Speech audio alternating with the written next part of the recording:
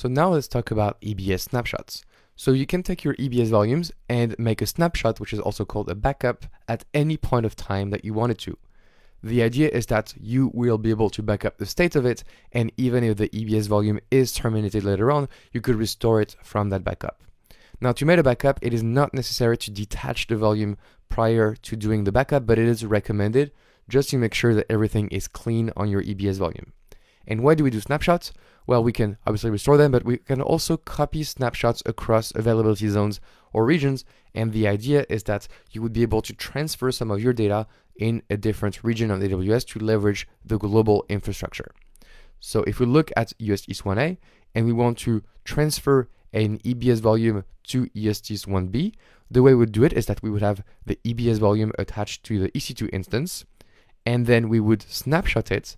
So maybe we would stop the EC2 instance ahead of time to make sure the snapshot is clean, or we could just do it on the fly.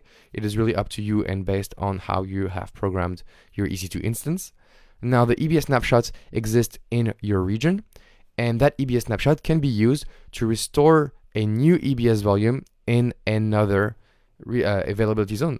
And then now that this is done, we can attach the new EBS volume to an EC2 instance in US East 1B. And there we go. We have successfully and effectively transferred an EBS volume through a snapshot across AZ. So some features you need to know about for EBS snapshots is the first one, an EBS snapshot archive. So it allows you to move your snapshots to another storage tier called an archive tier. And that tier is 75% cheaper. So your snapshot is going to be moved, manually or whatever, however you set to the archive tier. But if you have it in your archive, it takes you between 24 to 72 hours to restore from the archive. So these are for snapshots that are not very important to you to restore in a rush, okay? But you want to save some cost on them.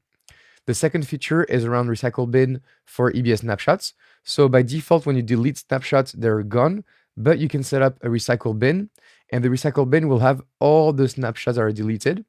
And then after a while, maybe you can specify from 1 day to 1 year, the snapshots are gone from the bin. So on deleting a snapshot, it would go into a recycle bin, and you may have, for example, 1 year to recover the snapshot, which allows you to protect yourself against accidental deletion. Okay, that's it for this lecture. I hope you liked it, and I will see you in the next lecture.